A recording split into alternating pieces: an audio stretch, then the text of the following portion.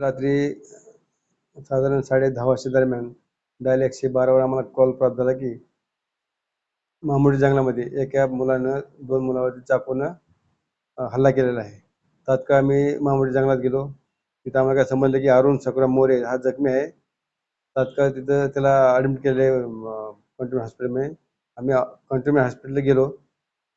अरुण सकुराम यांच्याकडे चौकशी केली. त्यांनी सांगितलं की त्याचा जो चुलत भाऊ आहे दिलीप मोरे, त्याचं 3-4 महिन्यापूर्वी एका मुलीशी प्रेम संबंध होतं. त्या मुलीशी याच्या अगोदर एका सनी सिंग नावाच्या मुलाबरोबर प्रेम होतं. ते सनी सिंग नावाच्या मुलाबरोबर ते बोलणं तिने बंद केलं. हा त्याला राग मनात धरून सनी सिंगनं त्याला फोन करून रात्री बोलून घेतलं जंगलामध्ये. तो त्या मुलीशी तू का बोलतोस? ती माझी मैत्रीण आहे. या दोघांची हातापाय झाली. मग त्या हातापाय झालं त्यांनी सनी सिंगने त्या दोघांना चाकूने मारले. त्यामध्ये दिलीप मोरे याच्या गळ्याला जखम होऊन तो त्यात मयत झालेला आहे. त्याच्याबाबत खुनाचा गुन्हा दाखल केलेला आहे. आरोपीचा तपास शोध चालू आहे.